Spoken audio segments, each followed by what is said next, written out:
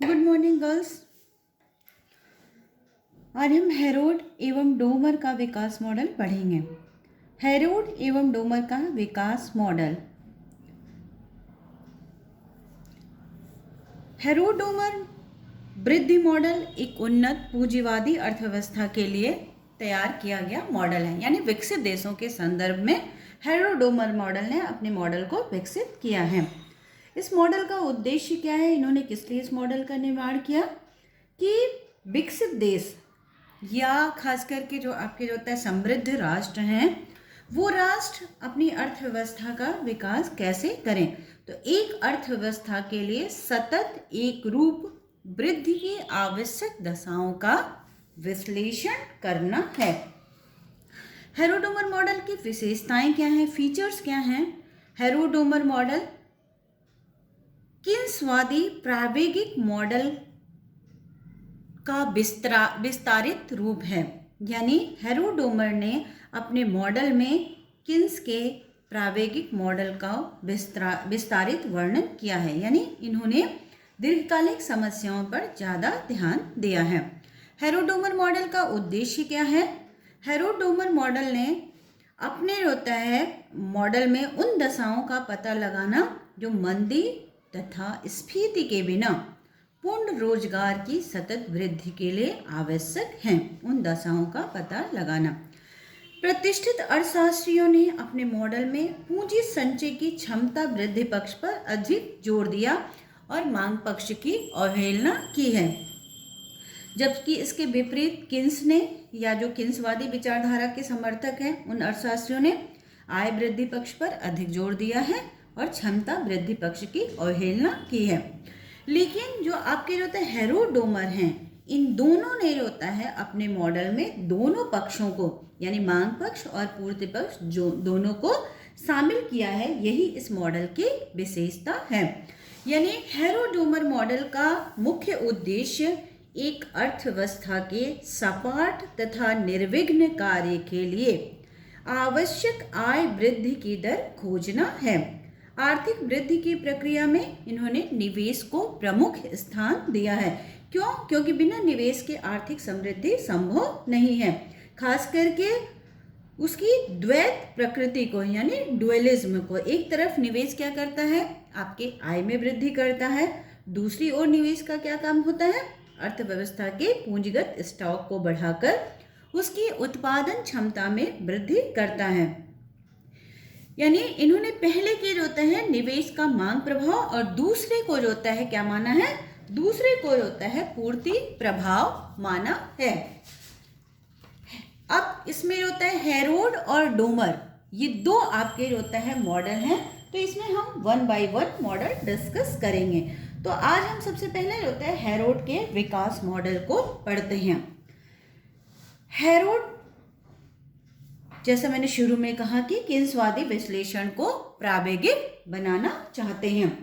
Keynes ने अपने जो होता है सिद्धांत में त्वरक को कोई स्थान नहीं दिया है, जबकि हेरोड का उद्देश्य क्या है, सतत वृद्धि की दशाओं का पता लगाना और विकास के उन संभावित मांगों की जानकारी करना है जिन पर अर्थव्यवस्था सपाट रूप से आगे बढ़ सकती है।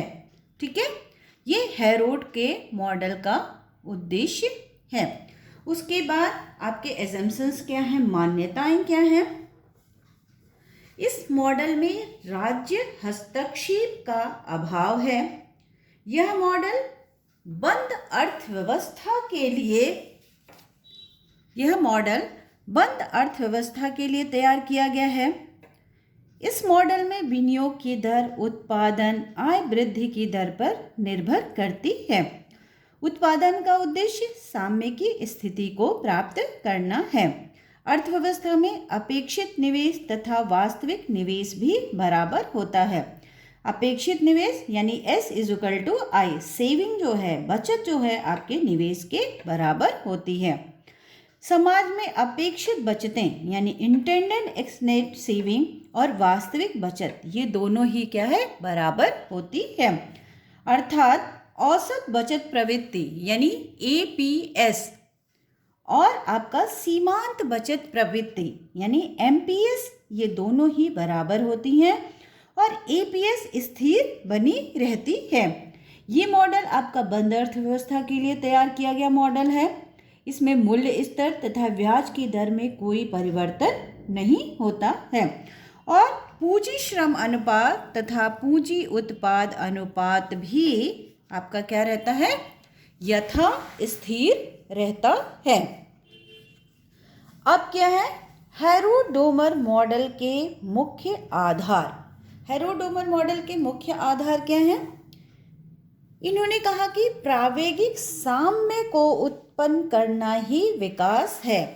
प्रावेगिक साम्य को उत्पन्न करना ही विकास है। इसका आशय क्या है? इसका आशय ये है कि आपके किसी भी देश के आर्थिक विकास के 3 मेन एलिमेंट्स हैं, 3 प्रमुख तत्व हैं। कौन कौन से?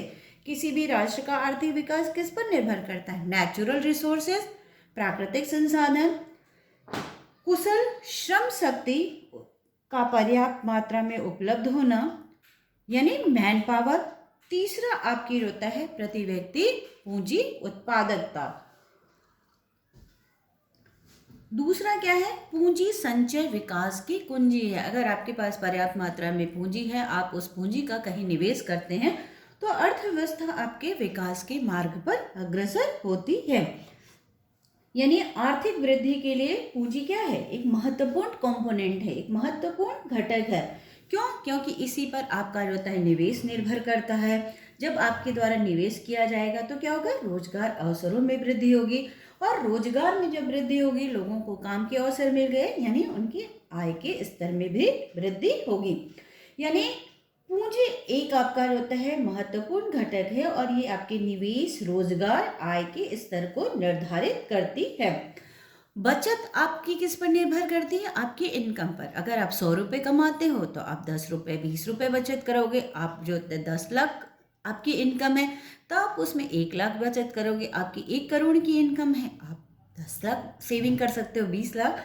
यानी जितनी आपकी आय होगी बचत उसी पर निर्भर करती है। और बचत किस पर निर्भर करती है? बचत की जो होता है मांग आय में वृद्धि का फलन है। बचत जो होता है लोगों के द्वारा मुख्यतः होता है 3 उद्देश्यों के लिए किया जाता है। एक तो सिंपल सेविंग हो गई, सामान्य बचत, जैसे भविष्य की आवश्यकताओं को पूरा करने के लिए, जैसे बच्चों की पढ़ाई लिखाई या घर में कोई बीमार हो जाए या हमको कहीं घूमने जाना है, तो इस तरह की जो बचत होती है। दूसरी बचत किस तरह की होती है? जो हमारे होता है बच्चे होते हैं, जो हमारे होता है उत्तराधिकारी होते हैं, उनको क्या है एक एसेट्स के रूप में उनके द्वारा होता है जो बचत की जाती है उनके लिए। और थर्ड क्या है? आपकी निगम बचत, जिसे कॉरपोरेट सेविंग भी कहा जाता है, यानी औद्योगिक संस्थाओं के द्वारा जो बचत की जाती है। बचत आपकी जो होता है मुख्यतः 2 तरह की होती है, एक स्थैतिक समाज और दूसरी जो होता है आपके प्रावेगिक समाज की बचत। स्थैतिक समाज में बचत क्या है? हेरोड के अनुसार अल्पकाल में ब्याज की दर बढ़ने से क्या होगा? बचत कम होती है, लेकिन दीर्घकाल में ब्याज की दर पर ही आपके होता है अधिक बचत संभव हो जाती है। ये किस तरह की बचत है? ये स्थैतिक समाज की बचत है। नेक्स्ट क्या है? प्रावेगिक समाज में बचत। इसमें तीनों प्रकार की बचतों में आपकी वृद्धि होती है। बचत में कमी की समस्या न होकर बल्कि क्या होता है? बचत की अधिकता की समस्या उत्पन्न हो जाती है। आपके द्वारा मैक्सिमम सेविंग कर लिया जाता है। अब आपके द्वारा ये सोचना पड़ता है कि जो सेविंग है उसको कैसे यूटिलाइज किया जाए। यदि ये बचत आपके द्वारा पूरी तरह से उपयोग कर ली जाती है तो अर्थव्यवस्था आपकी क्या है? सतत विकास के मार्ग पर अग्रसर हो जाती है। हेरोड ने अपने मॉडल में कुछ होता है जो विकास दरों इस्तेमाल की है, वो आपके होता है समीकरण पर आधारित है। यानी हेरोड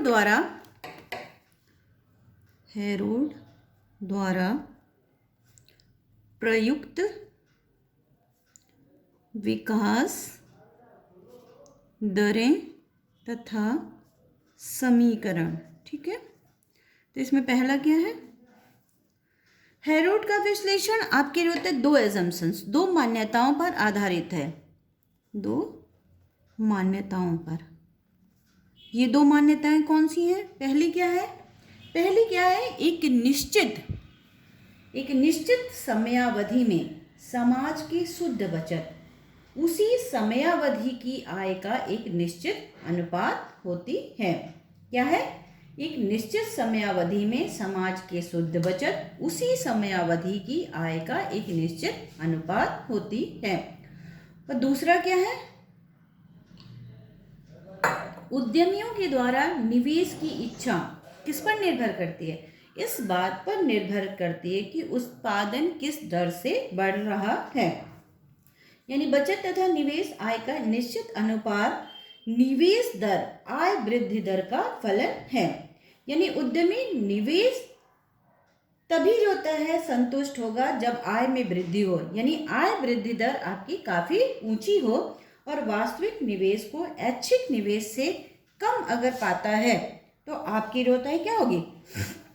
आपकी आय वृद्धि दर कम हो जाएगी और वास्तविक निवेश में होता है अत्यधिक वृद्धि हो जाएगी। आय वृद्धि की वो दर जो उद्यमियों को उनके वास्तविक निवेश के संबंध में संतुष्ट करने के लिए पर्याप्त हो, उसे क्या कहा जाता है? उसे ही विकास की आवश्यक दर कहा जा सकता है।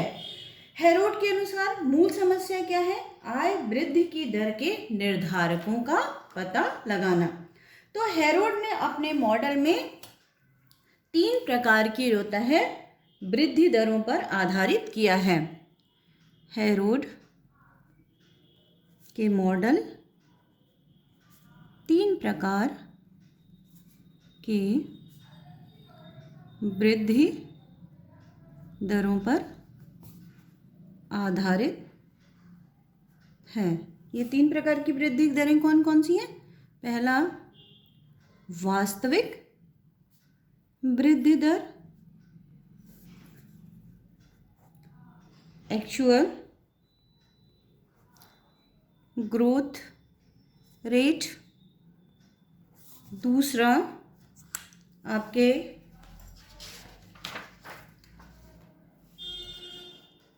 अभीष्ट या आवश्यक वृद्धि दर यानी warranted growth rate. Okay, third क्या है? थर्ड आपका प्राकृतिक वृद्धि दर। प्राकृतिक वृद्धि दर यानी natural growth rate. Okay, we explain it next part. Thank you.